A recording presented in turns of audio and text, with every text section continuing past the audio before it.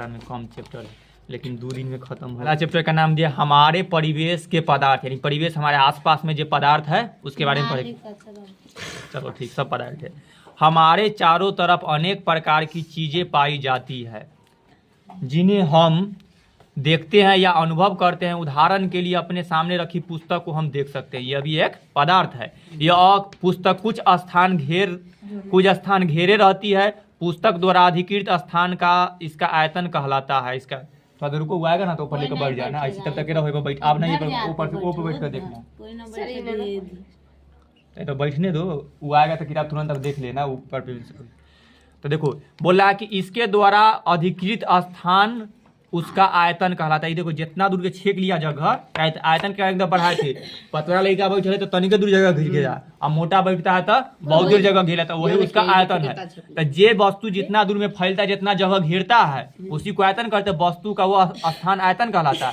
पुस्तक को ऊपर उठाने से हम कुछ बल लगाना पड़ता है, जिसे अज्ञात होता है कि कुछ भारी भी है, ज्ञात होता है। अतः पुस्तक द्वारा उसका कुछ द्रव्यमान भी होता है, यानी कि जो पदार्थ है कुछ न कुछ उसमें आयतन भी है, कुछ न कुछ ओकरा में वजन भी है, यानी द्रव्यमान भी है। तो आयतन के मतलब कितना दूर में फैलल है से, द्रव्यमान के मतलब कितना वजन है से।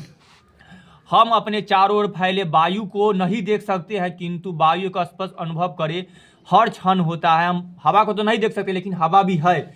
यदि एक रिक्त बैलून को तौलकर उसका वजन लेते, फिर उसमें वायु भरकर उसका वजन लेते, पता चलता है कि वायु भर जाने पर उसका वजन बढ़ जाता है, यानी कि हवा में भी वजन होता है, आयतन भी लेवे करता है, तब ना हवा फैलने से भरने से बैलून फैला है, तो वायु से भी भर जाता है। इसके अतिरिक्त बैलून द्वारा घिरे स्थान के भार वायु का आयतन भी हो जाता है, आयतन भी होता है। पुस्तक एवं वायु जैसे चीजें पदार्थ के उदाहरण है। तो पदार्थ के अन्य उदाहरण है लकड़ी, कपड़ा, कागज, बर्फ, स्टील, जल, तेल आदि। तो सभी चीज पदार्थ है। जितना चीज देख रहा है कलम, कॉपी, कपड़ा, ये सब पदार्थ के पार्ट है। तो इतना पदार्थ हो गया।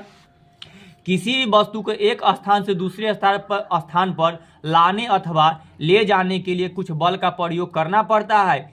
इससे ज्ञात होता है कि पदार्थ अवरोध भी उत्पन्न करता है। अवरोध मतलब रोकबो करता है। जैसे कि अगर हम ऐसे चल जा रहे थे, मैं पूछूं हाथ न रुक रहा है, तो न रुक रहा है मतलब कोई का सामने कोई पदार्थ नहीं है, तब ना बल अवरोध मतलब न रुक रहा है। लेकिन एकरा में आ रहा है तो रोक रहा है, तो ये अवरोध कर रहा है, यानी कि कुछ ना कुछ रोकबो करता है। रेजिस्टेंस समझ लो, यानी इंग्लिश में लिख दिया है रेजिस्टेंस, यानी कोई चीज को रोकने वाला, ठीक ना। जैसे ठोकर होता है बीच में, और तू कोई के कुछ ना कुछ हम पढ़ाते रहते हैं, बीच में डिस्टर्ब कर देता है, तो तू अवरोध करता है पढ़ाने में। ठीक, अभी तो समझने के लिए तो पूछा था, चलो अच्छा बात। जमीन से पत्थर पर एक टुकड़ा उठाने के लिए हमें थोड़ा बल का प्रयोग करना पड़ता था। पदार्थ को निम्न प्रकार से परिभाषित किया जाए, यानी किताब में पदार्थ का परिभाषा, यानी कि पदार्थ किसे कहते थे, ये वाला है। कोई भी वस्तु जो कुछ स्थान घेरे, जिसमें द्रव्यमान एवं आयतन हो और जो अवरोध उत्पन्न करे, पदार्थ कहलाती है। दुनिया की सभी वस्तु पदार्थ में काउंट होती है। जो वस्तु के स्थान घेरे और उसमें कुछ वजन हो, सब पदार्थ कहलाती है। तो ये पदार्थ का परिभाषा। अब द्रव के बारे में, इतना दूर पदार्थ के बारे में समझिए अच्छा से। अब द्रव के बारे में, द्रव क्या है? द्रव एक प्रकार का भी पदार्थ, यानी कि द्रव भी पदार्थ ही है, जिसे किसी भी भौतिक प्रक्रिया सहायता से पदार्थ के अन्य प्रकारों में विभक्त नहीं किया जा सकता है। नया है वो भी। ए पर लेकर बैठो, इस सालम के ऊपर रख दो, धक्का दो, हाँ यहाँ पर फिर निकाल कर खोल कर बैठो। एक लाइन से ध्यान देखते रहना कि जहाँ पढ़ा रहे हैं बोला निकालो। पदार्थ द्रव क्या है, कहाँ से? पेज नंबर हमारे परिवेश के पदार्थ। ऊपर में पदार्थ के पर समझ गया। कोई भी वस्तु कुछ स्थान घेरे जिसमें द्रव एवं आयतन हो और जो द्रव अवरोध उत्पन्न करे, उसे पदार्थ कहते हैं। अब द्रव पढ़ना है, तीनों ध्यान से देखते रहना।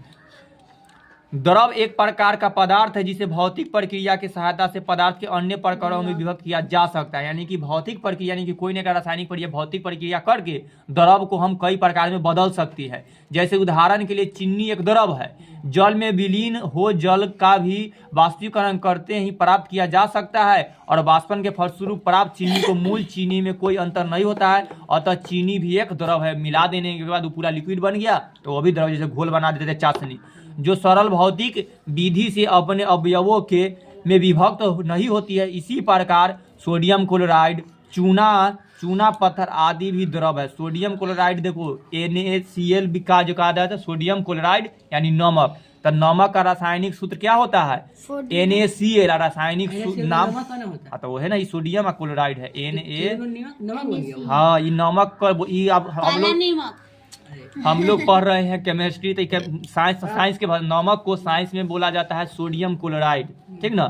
सूत्र होता है सोडियम के NaCl। तो यही लिखल है चूना। चूना तो देखा है से, और चूना पत्थर जो बड़ा वाला पत्थर वाला होता है आदि मतलब सर इत्यादि कर दिया और सब बहुत सामान। देखो इसके विपरीत दूध शुद्ध द्रव नहीं है, ठीक ना। शुद्ध द्रव नहीं, द्रव तो है लेकिन शुद्ध नहीं। हम लोग शुद्ध द्रव और शुद्ध द्रव के बारे में बता देते हैं, चलिए इसमें कहीं मिल जाता है। देखो शुद्ध पानी उसमें जिसमें कई मिनरल होता है ना, तो ऐसा द्रव जिसमें सिर्फ एक ही मिनरल हो यानी कि एक ही तत्व हो। वाटर भी नहीं है, गंदा पानी है। हम लोग पानी के जब चार्ज करते हैं उसमें बहुत सारा मिलता है, विटामिन मिनरल्स जो मिल रहा है वो सब, क्योंकि जल वसा प्रोटीन आदि का मिश्रण है। देखो दूध में क्या क्या मिनरल आता है, पानी भी है, वसा भी है और प्रोटीन भी है, तो ये आदि का मिश्रण। इसी प्रकार समुद्र का जल, मिट्टी, खनिज, कोयला आदि भी मिश्रण है जो शुद्ध द्रव नहीं है। तो हम लोग को जो पानी निकालते हैं ना कहता है कि आयरन होता है, तो ये में पानी भी है, तो इस सबके शुद्ध ना। तो ये द्रव के बारे में हो गया। पदार्थ की भौतिक प्रकृति यानी कि पदार्थ कौन कौन अवस्था में रहता है, तो पहले भौतिक प्रकृति। पदार्थ कणों का बना होता है, यानी कि अगर ये पदार्थ है तो ये सब किससे बना है, एकदम छोटे छोटे कणों से बना हुआ है। एक और मैंने बताया था ना कि सेल कितनी निकालते हैं तो ये निकल के आता है, तो सब कणों का बना हुआ है। तो उसी तरह अगर ये सामान है तो कणों से बना है। जो देखता है कटता है चौकी के लकड़ी तो एकदम गर्दा गर्दा निकल गया, तो ये कण होता है। इसे निकाल के दिखाएगा तो वो कण हो सकता है ना, तो ओकरो से भी छोटा हो सकता है, तो यही कण है। तो प्राचीन काल के दार्शनिक का मत था कि पदार्थ लकड़ी के एक गुटका की तरह अनवरत है। इसे लकड़ी के जितना काटते जाओ, काटते काटते एगो तन्नी को बुंदका तक हम आ सकते हैं चौकी को।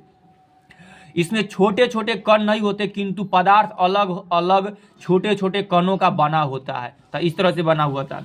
क्रियाकलाप, एक बीकर में आधा जल भर ले और बीकर में जल का, ऐसे क्रियाकलाप को नहीं पढ़ना है लेकिन थोड़ा सा समझे कि बहुत जरूरी हो जाए, क्रियाकलाप पढ़ लेना। बस इस जल की थोड़ी सी चीनी डालिए और कांच में छड़ की सहायता से चलाकर घुमाएं। चाशनी बना रहा है, अब समझ गया। और आप देखेंगे कि चीनी जल में लुप्त हो गई और किंतु बीकर में जल का स्तर अपरिवर्तित रहता है। जैसे कि चाशनी में यानी कि शरबत हम लोग घोरते थे, क्या करते हैं, वो बर्तन रखे, पानी रखे में चीनी रख दिया, ठीक ना, और खूब मिलाएगा तो जितना पर जहाँ पानी है ना वजन ही पर ही रहेगा। चीनी कहाँ जाएगा, चीनी भी घुल गया। लेकिन ऐसा नहीं कि जैसे कि मान लो अगर तो गिलास पूरा इतना तक ई न लिया है ना, यहाँ तक में पानी था, चीनी रखेगा तो तनका देर के लिए ऊपर आएगा, फिर वो नीचे चल जाएगा, पूरा घोल करके मिला देगा तो जहाँ पानी था तो वहीं पे चल जाएगा। चीनी घुल गया, वजन उजन आयतन का सब खत्म हो जाएगा। वही तो बता, खत्म हो जाता है। हाँ वजन बढ़, चलो वही ज्यादा मात्रा में मिलेगा तो वही है, मतलब नॉर्मल की बात कर रहा है। जैसे ना दिखा दे कि बीकर में बोला आधा जल भर ले, एक बीकर में आधा जल इनके आधा जल ले ले और बीकर में जल का स्तर चीन करेंगे, कहाँ तक है उसे चीन करे। अब इस जल में थोड़ी चीनी डाले, कहा है कि बहुत एक सारा डालना है, तने के सानी डाले थोड़ा, और कांच की छड़ से उसको अच्छा से घुलाए। और किंतु बीकर में जल स्तर पूरा जब घुल जाएगा तो चीनी लुप्त में देखेगा तो चीनी तो दिखाई नहीं देता है पानी में, लेकिन अपरिवर्तित यानी कि जल के जहाँ पर था ना जल हुआते रहेगा, ठीक। ये नहीं कि न घटेगा न बढ़ेगा, अपरिवर्तित। जरा पता करिए कि चीनी कहाँ लुप्त हो गई। वस्तुतः पदार्थ की संरचना अनवरत नहीं होती है बल्कि यह कणों की बनी होती है और चीनी के अनेक अलग अलग कण होते हैं। इस प्रकार जल भी अलग अलग कणों का बना होता है और चीनी के कण जल के कणों के मध्य उपलब्ध रिक्त स्थानों में समा जाते। यही कारण है कि बीकर में जल का स्तर सब एक दूसरे से घुल मिल गया अच्छा से कि वो बढ़वे नहीं किया है, तो जल हम लोग को नहीं बढ़ा हुआ प्रतीत होता है। पूरा क्रियाकलाप दिखाई दे रहा है। तो पता नहीं चलता है और चीनी अनवरत होती है। लकड़ी का गुटका की तरह चीनी में भी अपने आयतन के बराबर जल के विस्थापित कर देती है, जिससे जल का स्तर ऊपर उठ जाता है। तो ये पूरा क्रिया। अब पदार्थ के कण अत्यंत सूक्ष्म है, तन्नी को से तन्नी को। पहले देखो पदार्थ के कण इतने सूक्ष्म होते हैं कि इसकी कल्पना भी नहीं की जा सके। इतना छोटा होता है कि तू एकरा में से एगो तन्नी को दाना निकाल करके लकड़ी के टुकड़ा में से हाँ बड़ो और माइक्रोस्कोप पर देख सकता है उतना तक। निम्नलिखित में से क्रियाकलाप है। प्रथम चरण में क्या कहा है कि बीकर में से 100 ml जल ले और कॉपर के सल्फेट के रबों को घुला ले और विलियम का रंग नीला हो जाएगा। इन्हें बोला है कि कॉपर के ना में से सल्फेट को मिलाएंगे तो रंग नीला होगा। इतने खाली ध्यान दो, अभी तक की लैब नहीं दिखा सकते हैं। द्वितीय चरण, प्रथम चरण में प्राप्त नीले विलियम, जिससे जो नीला बन गया है उसमें 10 ml विलियम में लेकर दूसरे बीकर में 100 ml जल डाल दे। फिर कहा कि पानी डाल दीजिए। और तृतीय चरण में देखिए कि 10 ml विलियम लेकर तीसरे बीकर में 100 ml जल डाल दे और एक प्रक्रिया 5 से 8 बीकर वाले जल के साथ करेंगे और पाएंगे कि अंतिम विलयन का रंग भी नीला ही रहता है। यद्यपि विलयन का रंग गाढ़ापन क्रमशः बढ़ते जाता है और ये क्रियाकलाप दर्शाता है कि कॉपर सल्फेट में कुछ ही रवे जल के अधिक से अधिक आयतन के रंगीन बना सकते हैं। ऐसा तभी संभव जब कॉपर सल्फेट के छोटे से रवे में लाखों कणों सूक्ष्म कण अस्थित। देखो कम पानी कम था, आय में ज़्यादा रंग था तो ये रंग था। फिर और जैसे जैसे पानी बढ़ते गया तो रंग खत्म होते जा रहा है। देखो पानी के लेवल जैस के तैस है, तो इस तरह से वो में पानी के सूख लिया, इस तरह से समझ सकता है। चलो, पदार्थ के कण अनवरत गतिशील होते हैं, यानी कि हिलते डुलते रहेगा। तो ये बताए थे कि पदार्थ के कण होता है वायु में, तो अगर दुर्गत दूर इन्होंने भागित रहेगा। और ठोस वाला में क्या होता है, नजदीक में रहता है। तो पदार्थ के कण स्थिर नहीं रहते बल्कि हमेशा गतिशील रहते हैं। इनमें से निम्नलिखित क्रियाकलाप द्वारा समझ सकते हैं। अगरबत्ती की एक सलाई कमरे के एक कोने में रखे दे और कुछ दूरी में इस अगरबत्ती की गंध हम महसूस नहीं कर सकते। हाँ, उसके निकट जाने पर गंध अवश्य महसूस होगा। मतलब ऐसे समझ लो, अगरबत्ती हम लोग घर में बार देते हैं और वो या जहाँ पर पूजा घर है वहाँ पर धूप बत्ती, और उसको तू देखेगा तो हर घर में ओकर सुगंध जाने लगता है, धुआं जाने लगता है ना। तो ओकर कौन हर जगह स्थित सब तर बउआइत रहते हैं धूप, जिसका पावर ज्यादा वाला रहा है। अब एक माचिस की सहायता से अगरबत्ती जलाइए, इसकी गंध आप कुछ दूरी में ही महसूस कर सकते हैं। इसका कारण यह है कि अगरबत्ती में स्थित इत्र, जो जिसको परफ्यूम कहा जाता है, सेंट के कण वायु के कणों के साथ मिश्रित होकर के पूरे कमरे में फैल जाता है। यानी कि वायु है, हवा है, वो सब तरफ फैल जाता है, सब तरफ हमारे पास पहुंच जाता है। कण वायु। यदि इत्र के कण गतिशील नहीं होते तो अगरबत्ती का गंध दूर बैठे आप तक नहीं पहुंच पाता। अगर वो फैलवे ना करता तो कोई घर में मार देता ना, एक में तो कोई सेंट है ना, ये अगरबत्ती खराब है। तो इस तरह के हमको महसूस फेरा के आओ, मम्मी दौड़बैत रहती है। पदार्थ को गर्म करने पर उसके कण गतिज ऊर्जा बढ़ जाती है, जिसके कण में वेग बढ़ जाता है। अर्थात ताप बढ़ाने पर कण के वेग में वृद्धि होती है।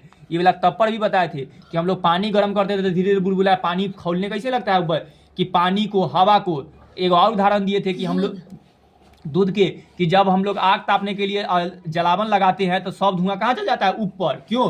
क्योंकि वो हल्का हो जाता है। तो गर्म करने पर तो यही बोला कि पदार्थ को गर्म करने उसे कण गतिज करने लगता है, यानी ऊर्जा, यानी कि जैसे का गर्म करेगा ना तो इन्होंने भागे लगता है, जिसके कारण वेग बढ़ जाता है। वेग मतलब वो चले लगता है। तो बोला है कि अगर ताप बढ़ाने पर कणों के वेग में वृद्धि हो जाती है। क्वेश्चन रहेगा वेग मतलब वो है स्पीड, यानी कितने भाग रहा है उससे।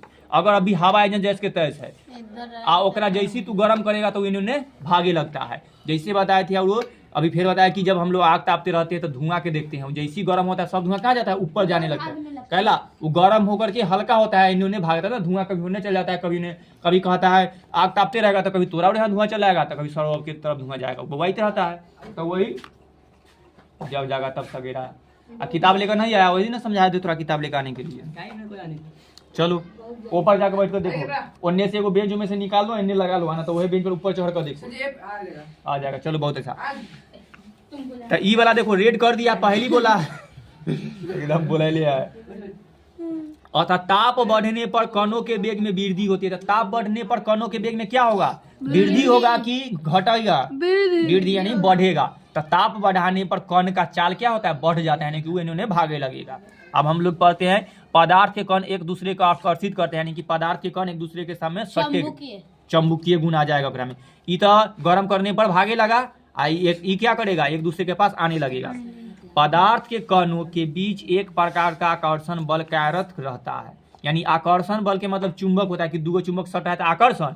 अगर कोई ऐसा दूगो चीज जैसे चुंबक को घुमा दो तो इन्हें भगाएगा तो उसको क्या कहते हैं, प्रतिकर्षण।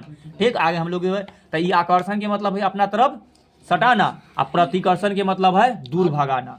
ठीक, तो ये आकर्षण कर रहा है मतलब एक दूसरे अपने आप चिपकाता है। तो बोला है पदार्थ के कणों के बीच एक प्रकार का आकर्षण बल कार्य करता है, जिसे अंतरा आणुक आकर्षण बल कहते हैं। तो रहेगा अंतरा आणुक आकर्षण बल किसे कहते हैं, यानी अपने तरफ खींचना। अब भी तो हम बता दिए, आगे ना बहुत बार मिलेगा। जैसे सांस लेते तो अपने तरफ खींचते तब ना। तो यही अंतरा आणुक आकर्षण बल की मतलब कि कोई पदार्थ में कौन कौन ऐसा पदार्थ है जे अपना तरफ कणों को खींचता है यानी सटाता है। देखेंगे जैसे पदार्थ के 3 प्रकार में जाएंगे तो देखेंगे कि वायु अपना तरफ कम खींचता है कि ज़्यादा खींचता है। तो ये बता दें ना कि कण के पहले नज़दीक सटल रहता है, कि ठोस में ज़्यादा रहता है, कि द्रव में ज़्यादा रहता है, कि गैस में ज़्यादा रहता है। अब ये सोच कर बताओ अंतराणु का आकर्षण बल किस में ज़्यादा रहेगा? ठोस में, क्योंकि ज़्यादा चिपकैले रहता है अपना आपके इलेक्ट्रोड। इसी कारण पदार्थ के कण एक साथ बंधे रहते हैं तो सबसे ज्यादा ठोस में रहता है। चित्रों दिखा दिए थे, जैसे देखो ठोस के चित्र कैसे चिपक सटकल है। आगे देखो नहीं में द्रव के ना, हाँ ये द्रव के है जब बता दिए तो चित्र बना के बुनका बना की तनका हटल रहता है, गैस के तो बहुत हटल ले भाग ही जाता है। जैसे एक बैलून के फोड़ेगा सारा गैस निकल जाएगा, ठोस द्रव्य बैलून ले ही हो जाएगा। आगे देखो नहीं हो जाएगा, ऑक्सीजन है। बोलो हवा वाला बैलून जो रहता है वो गैस वाला जो हल्का रहता है तो वो में रहता है ना हीलियम गैस भरल रहता तनका छोड़ते तो वो छोटा तो वो हल्का नहीं तो नाइट्रोजन चीज मिल के बनता है। चलो। अरे मुंह से फूकेगा तो उसमें नाइट्रोजन भी रहता है, कार्बन डाइऑक्साइड भी रहता है। कार्बन डाइऑक्साइड नाइट्रोजन हल्का होता है बहुत। हाँ हल्का होता है वो उड़ा देगा। चलो कार्बन डाइऑक्साइड अगला देखो उससे ज्यादा आगे हम पढ़ते हैं इस बल की सामर्थ्य विभिन्न पदार्थ में विभिन्न यानी कि आगे मतलब जैसे बोला है उदाहरण, एक लोहे की कील देखिए, खड़िया का टुकड़ा और ईंट का छोटा टुकड़ा ले, इन तीनों को अलग अलग हथौड़े से प्रहार करे, आप पाएंगे खड़िया का टुकड़ा आसानी से चूर चूर हो गया। कहला ओकरा में अंतराणुक बल कम रहा है, ठीक ना। ईंट का टुकड़ा थोड़ी कठिनाई से टूटेगा, जबकि लोहे के कील को तो तोड़ना ही कठिन है। लोहा के कील का मतलब कांटी, समझ रहा है ना। ओकरा पर तू हथौड़ी में आएगा कुछ होगा नहीं होगा। अरे तो बहुत ज्यादा अगर प्रहार सेम रहे। अच्छा तोड़ना है। आगे देखो इससे हम निष्कर्ष निकालते हैं कि खड़िया के कण पर अगर हौले से भी हथौड़ी मारेंगे तो बिखर जाएगा पूरा पूरा। ओकरा बाद अगर उस सब पर मारेंगे ईंटा पर तो बहुत जोर से प्रहार करेगा टूटेगा। लोहा पर चौक भट्ठा। तो जब ईंट के कण के मध्य यह बल थोड़ा मजबूत होता है, यही ना बोला कि देखो खड़िया के कणों के मध्य आंतरिक अणुक बल सबसे कमजोर होता है, खड़िया में सबसे कम, ओकरा बाद ईंटा में, और लोहा के कील में यह बल सबसे मजबूत रहता है, यानी कि आंतरिक अणुक बल ज्यादा है। तो ये ना बोले तू सब मिलकर के देखो यहीं से मोटिवेशन अगर तू सब मिलकर एक साथ रहेगा तो कोई तरह हरा ना पाएगा, ठीक। सब मिलकर मार कर खा दिया भोज में अलग अलग रहेगा तो सब मिलकर पीट देगा एगो एगो के। तो यही खड़िया का कण का मुट्ठी के तरह ना अलग अलग फैलल है, अलग अलग फैलल है। तो वो क्या किया हमके तुरंते बिखर गया। लेकिन कील है एकर यानी कि जो बहुत ज्यादा आंतरिक बल रहता है अपना पास पास है एकर तो बहुत मजबूत होता है। तो जेकर 4-5 गो भाई रहता है सब मिलकर जब रहता है तो ओकरा में मल ज्यादा रहता है, सब मिलकर खदेड़ले रहता है। या गांव में दोस्त ये सब कील मिलता है आना तो कितना के दोस्त होता है जो अपने में अपने झगड़ा कैले रहता है। अगला पढ़ो अपन काम हो जाता अथी न जाने। तो यह अंतराणुक बल का अर्थ, ठीक ना, कि सबके अच्छा से दोस्ती रहेगा, सबके गहरा संबंध रहेगा तो बहुत मजबूत होगा। पदार्थ के कणों के बीच रिक्त स्थान, बहुत सारा ऐसा पदार्थ में खाली स्थान, जैसे देखो खाली एकरा में ज्यादा है, ओकरा बाद एकरा में है, ऐसे एकरा में तो है ना है। पदार्थ के कणों के बीच रिक्त स्थान को अंतराणुक स्थान कहते हैं। अगर ओकरा में ज्यादा है तो अंतराणुक आकर्षण, और खाली स्थान है तो बस अंतराणुक स्थान। हम देख चुके हैं चीनी के जल मिलने पर चीनी के कण लुप्त हो जाते हैं। वस्तु चीनी के कण जल के कणों के मध्य अतिरिक्त स्थान को समावेशी, जैसे देखो ये बोला है अंतराणुक आकर्षण बल और अंतर, देखो ये दोनों के बीच में ना अगर कम जगह है एक दूसरे को खींच रहा है तो यह अंतराणुक बल लग रहा है। एक में खाली गैप है तो इसको स्थान कहते हैं। पदार्थ के पदार्थ के वर्गीकरण, अब यही में हम लोग थोड़ा सा ये बताए थे कि पदार्थ वो 3 भागों में बांटा गया है से वाला, जब हम 5 को बता दिए थे। हाँ अब 2 भरना है। तो यही देखो तो वर्गीकरण का मतलब है क्लासिफिकेशन ऑफ मैटर, पदार्थ का वर्गीकरण, इसको बांटा गया है से। पदार्थों के भौतिक गुणों के आधारित वर्गीकरण, हमारे चारों ओर पदार्थ विभिन्न रूप में पाए जाते हैं। पदार्थ के ये विभिन्न रूप है ठोस, द्रव और गैस। ये कितना दास हम पढ़ले हैं घंटा लाओ एक आध के देख रहे हैं लक्षण ठीक नहीं यह है। अब है लाता से अभी वार्निंग दे रहे हैं, डंटा रहेगा, हम अगला बार बोलेंगे नहीं, हम पढ़वाइतो रहेंगे पिटाइतो रहेंगे और रुकबो नहीं करेंगे तो कहीं मारेगा। हमारे शरीर में भी पदार्थ के ये 3 रूप मौजूद है, ठीक। तो हमारे शरीर में भी हमारे हड्डी जो बना हुआ है और दांत से ठोस है, शरीर में जो खून है से द्रव है, और जो वायु सांस लेते हैं सो वायु की यानी गैसीय रूप है, पदार्थ के गैसीय रूप है। इसके अतिरिक्त हम लोग के शरीर में जल, द्रव प्रचुर मात्रा में विद्यमान है। एक अनुमान के अनुसार भार के विचार से हमारे शरीर में लगभग 70% जल है। जितना उसके में वजन है उसके अनुसार से अगर उसको नापा जाए तो लगभग का शरीर में ना 70% पानी है।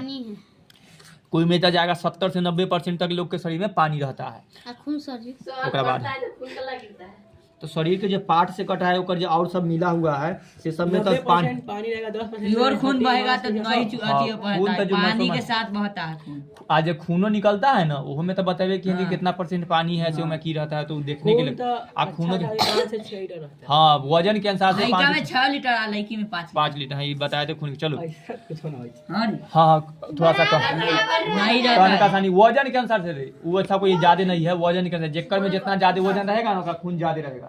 चलो आ कुछ मोटा वाला के वजन ज्यादा तो मतलब नहीं है वो ध्यान बहुत कोई भी चीज के नापे के बहुत तरीका। चलो आगे हम पढ़ते हैं। मुन्ना खाता है पढ़ाते हैं। छोड़ो ना पढ़ने दो हम कहे थे 20 मिनट आगे देखो। किंतु सभी द्रव पदार्थ इन तीनों रूप में ही अस्तित्व में नहीं है। बोला कि कुछ ऐसा पदार्थ है जो तीनों रूप में न है। जैसे उदाहरण के लकड़ी पत्थर आदि सिर्फ ठोस रूप में ही नहीं रहते जबकि कपूर जिसको कैम्फूर कहा गया है कपूर और अमोनियम क्लोराइड नेप्थिलीन आदि ठोस और गैस दोनों रूप में रहता है। देखो ये सजा है ना जो ठोसो रूप में रहता है और गैस के रूप में रहता है। नेप्थिलाइन के बताए थे जो हम लोग के जो गोटी होता है अथी वाला फिनाइल वाला हाँ तो फिनाइल के गोटी नेप्थिनाइल है। अमोनियम क्लोराइड के कपूर तो देखबे किया है। गैस कैसे है? तो ऐसा ना ऐसे रूप में है तो जब रहता है तो क्या रहता है ठोस रहता है। जैसे कुछ करेगा ना जलाया जाएगा तो डायरेक्ट गैस में बन जाता है धुआं बनकर उड़ जाता है इसीलिए गैसीय रूप में है पढ़ेंगे हम लोग। किंतु अधिकांश पदार्थ विभिन्न स्थितियों में ठोस द्रव और गैस तीनों रूप में होता है। तो एगो ये 3 गो था जो 2 गो रूप में रहता है ठोस और गैस दोनों में। और कुछ एगो एकमात्र गैस पदार्थ है जो तीनों रूप में रहता है जानवे करता है जल एवं गंधक। गंधक अंग्रेजी में सल्फर कहा जाता है जिसका संकेत एस पढ़ने के लिए मिलेगा। इन तीनों अवस्थाओं चित्त में देखिए ये ठोसों में रह सकता है द्रवों में रह सकता है गैसों में रह सकता है। यानी जल के कहा जो पानी बर्फ बन गया पिघला दिया तो पानी बन गया और गर्म कर दिया तो भाप बन गया। तीनों हो गया ना? तीनों हो गया यही हो गया। पदार्थ की ठोस अवस्था में ठोस अवस्था के बारे में बढ़िया से पढ़ेंगे। Solid state of matter state का अर्थ है अवस्था। जैसे एगो क्वेश्चन रहता है बंगाल की खाड़ी किस स्टेट में है तो लोग के लगता है कि वो राज पूछ रहा है कि कौन स्टेट में है तो क्या लगता है कि पश्चिम बंगाल के बगल में है तो बोल देता है पश्चिम बंगाल में। उतना से राज ने अपनी अवस्था पूछा है बंगाल की खाड़ी कैसन है ठोस है कि द्रव है कि गैस है। बंगाल की खाड़ी तो पानी ना है तो वो द्रव अवस्था में तो हम लोग बोलेंगे द्रव अवस्था। हाँ इंग्लिश में इन्होंने कर देता है हिंदी का इंग्लिश कर देता है। के बीच में ना है। चलो तू अभी हम ज्योग्राफी नहीं पढ़ाए भुतला आ जाता है तू सब आगे पढ़ो। ठोस पदार्थ में अंतराणुक आकर्षण बल काफी मजबूत होता है जिससे पदार्थ के कण एक दूसरे से काफी निकट रहते हैं। ठीक ठोस में तो पहले देख लिया कि बहुत सट्टल रहता है ये मजबूत भी होता है तथा वे मजबूत से परस्पर बंधे रहते हैं। ठोस पदार्थ में अंतराणुक स्थान बल न्यून होता है। न्यून का मतलब सबसे कम होता है। बहुत सट्टल रहता है तो अंतराणुक बल बहुत ज्यादा रहता है न्यून होता है। इसी कारण पदार्थ के कण एक स्थान से दूसरे स्थान पर स्वतंत्र पूर्ण गमन नहीं कर पाता। अगर ठोस के यहाँ हम छोड़ देंगे तो ये इन्होंने नहीं हिलेगा। ये हम पानी छोड़ते तो यहाँ पे सफर बिखर ना जाता तो हाँ ठोस है। हाँ वे हमारे विराम के मध्य स्थान के स्वतंत्र रूप में कंपन करते रहते हैं। उतनी मनी वाइब्रेशन करे हम ढकलेंगे तो करवा सकते हैं। तो ठोस के जाकृति इस तरह से देखने में ठोस पदार्थ के सामान्य गुण अभी बहुत सारा गुण देंगे। देखो 1 नंबर आकृति के आयतन और घनत्व में क्या फर्क पड़ता है द्रव्यमान और कथना के राउल बताया है मेल्टिंग पॉइंट और बॉइलिंग पॉइंट की कैसे गर्म करते हैं फिर दोबारा पढ़ रहा है ध्यान से दे ले जाओ। तो पहला गुण देखो आकृति और आयतन। ठोस द्रव की आकृति और आयतन निश्चित होती है कि जैसन है तो कुछ न कुछ आयतन भी लिया है और आकृति एक निश्चित रहती है।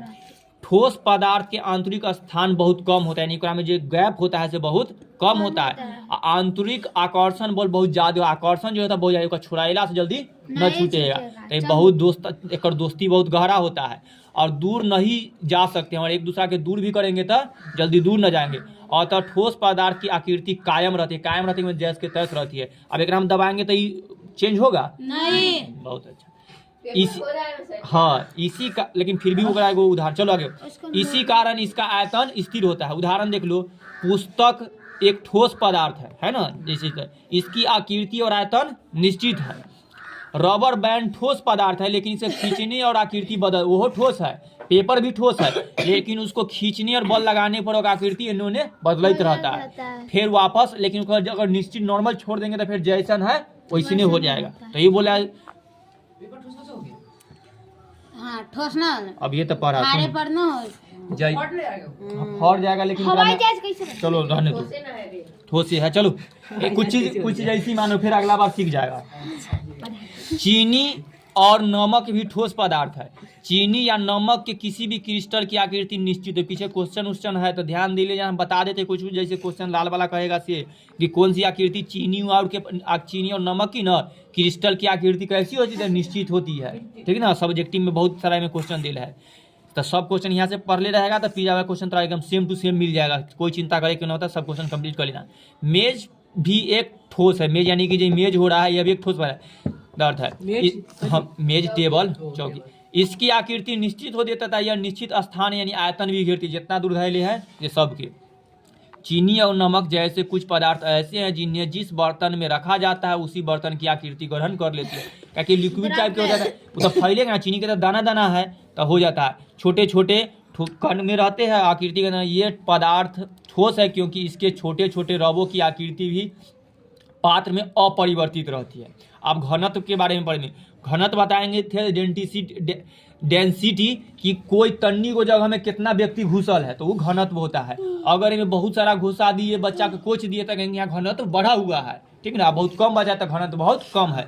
तो यही पढ़ेंगे कि ठोस में घनत्व कम रहता है कि ज्यादा। अब ये देख कर बताओ ठोस में घनत्व ज्यादा है कि कम? ज्यादा है। देखो ना एकदम मूड़ी पर मूड़ी चढ़ाई लिए है। अच्छा हम लोग आगे बढ़ते हैं, कम रहता है, ठोस में ज्यादा। देखो ठोस पदार्थ का घनत्व उच्च होता है ना, देख रहा है, गैस में तो एकदम, यहाँ देखो खाली है, यहाँ पर तो भीड़ ना है, यहाँ भीड़ ज्यादा गिन सकता है, देख ना ये भीड़ पर, भीड़ ज्यादा मतलब मेला में घनत्व बढ़ जाता है, तो मेला में भीड़ ज्यादा है। ये बाल सब अथी है, कथी बाल घनत्व, बाल ठोस है कि पे बाल ठोस है नहीं सब, हाँ वो सब ठोस है।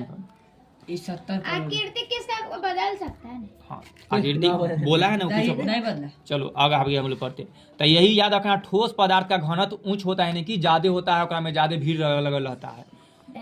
इसकी द्रव में इकाई आयतन के द्रव्यमान उसका घनत्व कहलाता है, यानी कि कोई भी वस्तु का घनत्व कितना है वो कैसे निकाला जाता है, द्रव्यमान ओकर वजन कितना है से ऊपर रख दो और ओकरा आयतन कितना, यानी कि आयतन निकाला है ना, घन का निकालने के लिए तीनों के गुना करे वाला होता है, तो मैथ में पढ़ा वही उसका निकाल करके गुना कर देंगे तो इससे हम लोग उसका घनत्व निकाल सकते हैं कोई भी चीज़ का। तो इसीलिए जब कोई चीज़ पर तैरता उड़ता है, जैसे कोई चीज़ तैरे लगता है पानी में तो उसका घनत्व के अनुसार से तैरता है। हाँ तो वही सब। चलो अगले हम पढ़ लेते हैं, दूसरा टॉपिक न जाते हैं।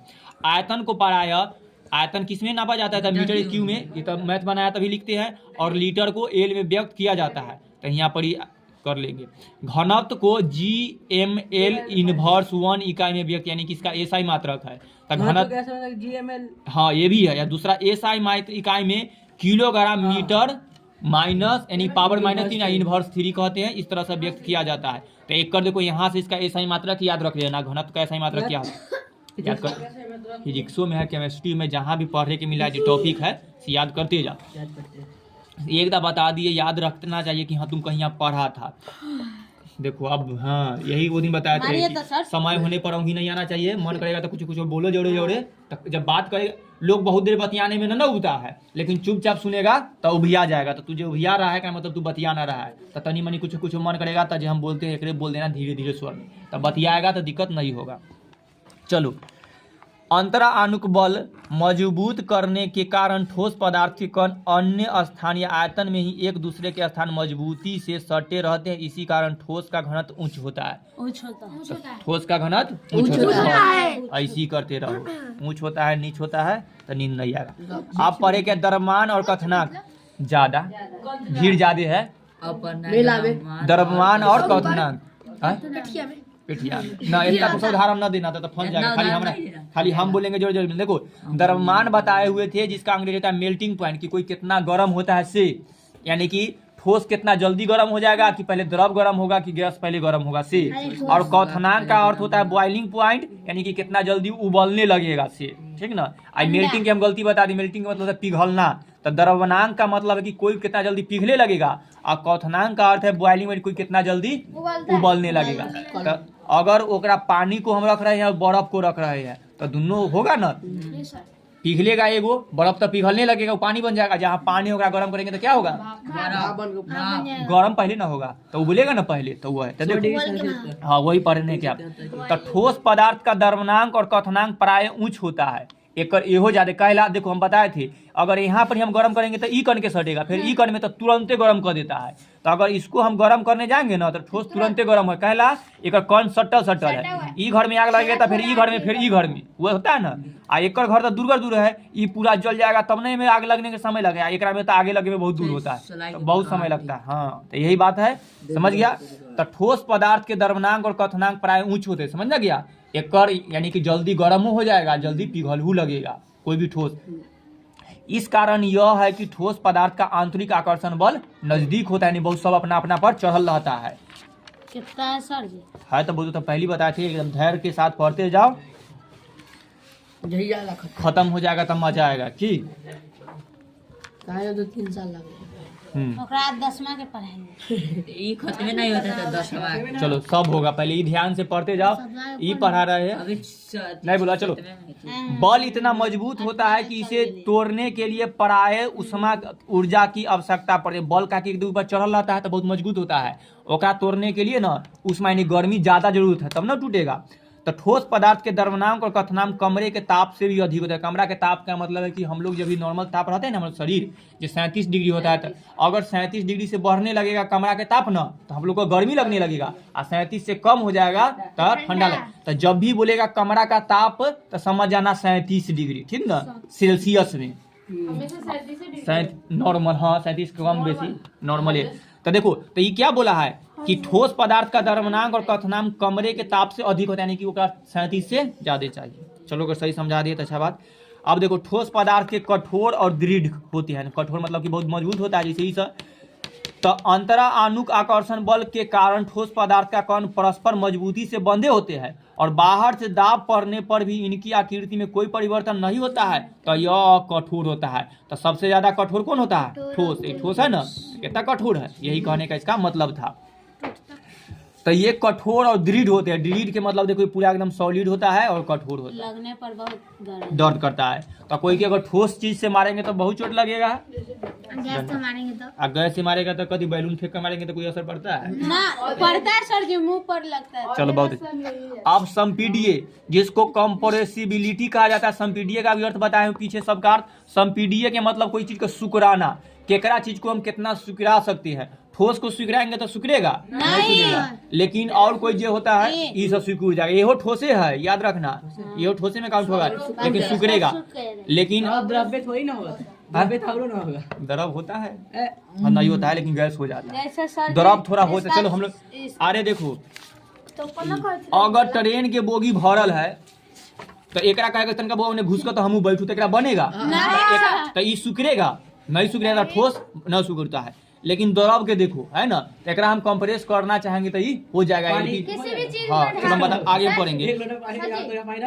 ओकरा बहुत ज्यादा से न बताए थे, कोल्ड ड्रिंक जो भरल रहता है कथी रहता है, कंप्रेस करके तब ना खोलता है तो फटाक से उड़ता है, तो ओकरा कंप्रेस गैस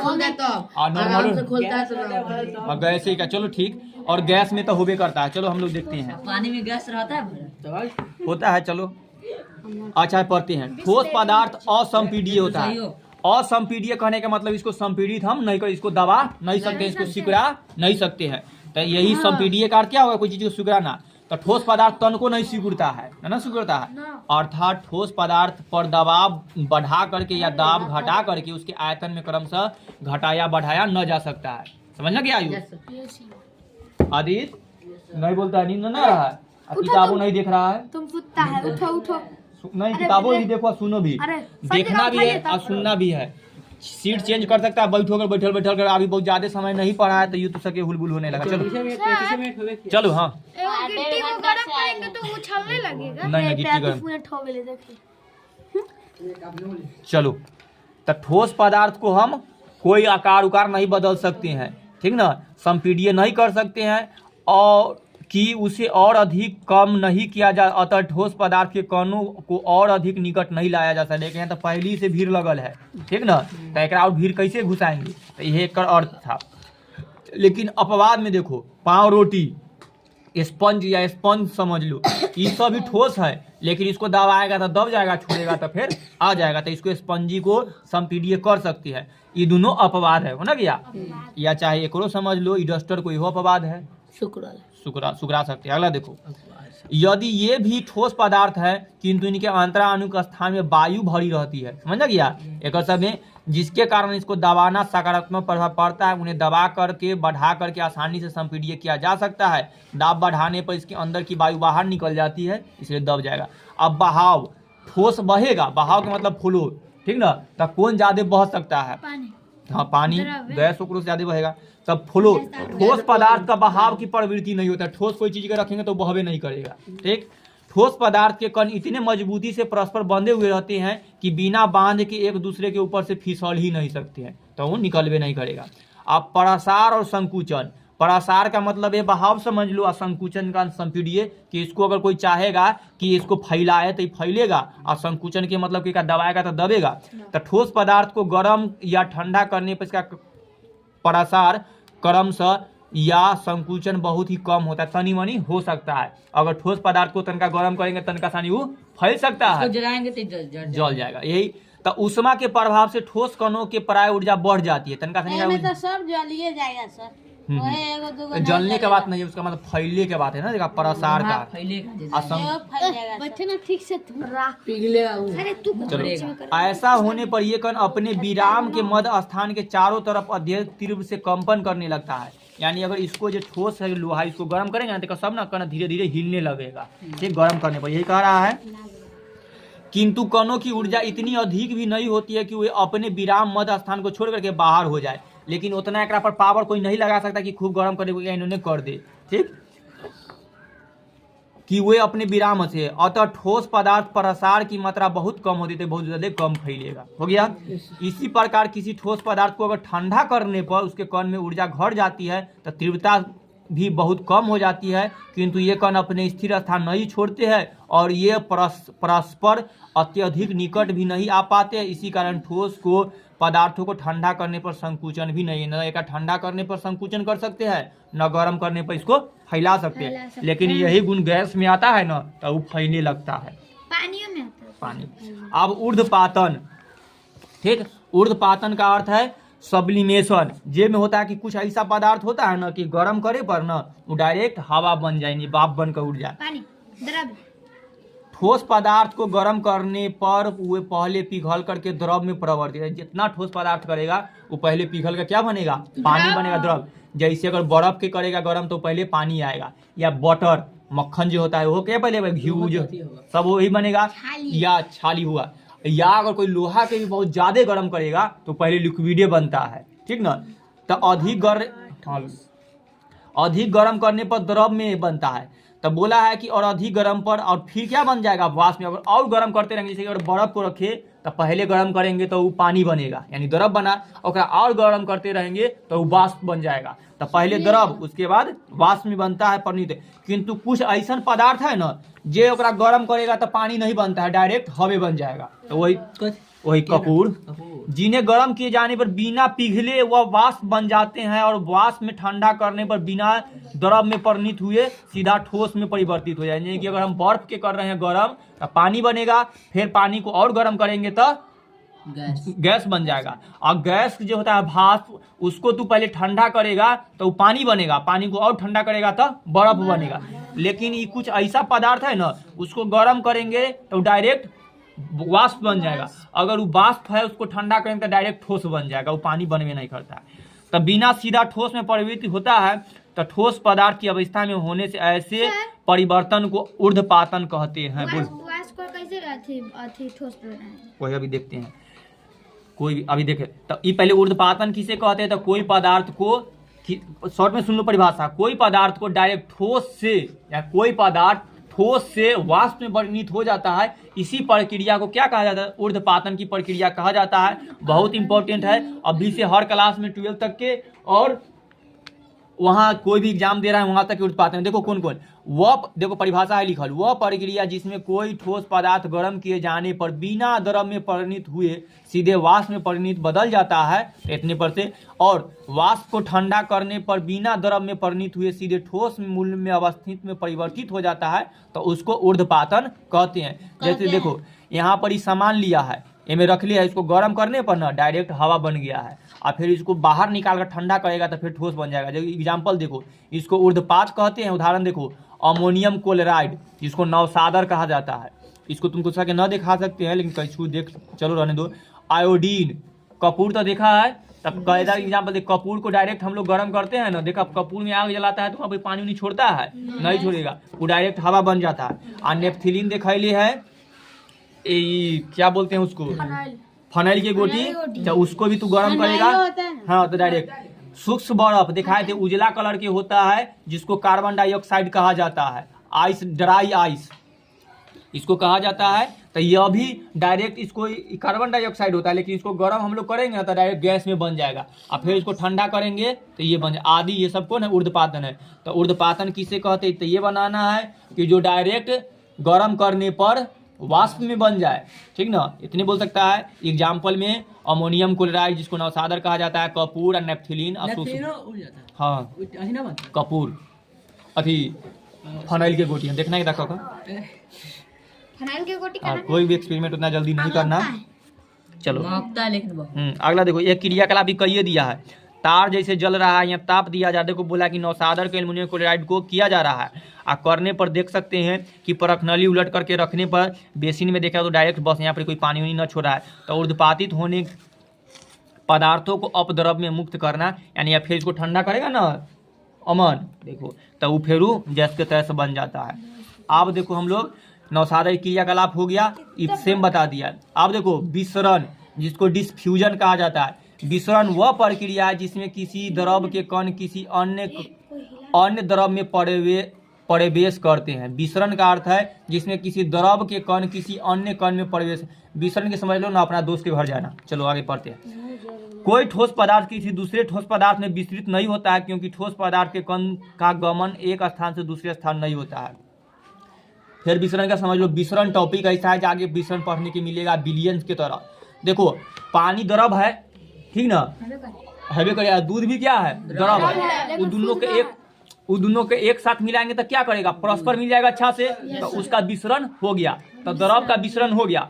लेकिन गिट्टी या बालू के मिलाएंगे तो अच्छा से मिलेगा, तो यही तो गिट्टी और बालू क्या ठोस है, हाँ सीमेंट और कुछ ना उसा नहीं, उस तरह के नहीं, परस्पर मिलने के मतलब पता न चले, मिलेगा लेकिन पता चल जाएगा। चलो आगे पढ़ते, पता चले या न चले, हाँ चलो जाओ। तो कोई पदार्थ किसी दूसरे ठोस पदार्थ में विस्तृत नहीं होता, बता दिए। जैसे अगर बालू के और गिट्टी को मिला रहा है तो पूरा से मिल रहा है नहीं, तो ये नहीं गमन करता है। फिर भी कुछ दूषित ऐसे हैं जो ठोस पदार्थ के कारण विसरण दूसरे ठोस पदार्थ में, कुछ बोल दिया है एग्जाम्पल में, कुछ अपवाद है जो दोनों ठोसे है फिर भी एक दूसरे से अच्छा से मिल जाता है।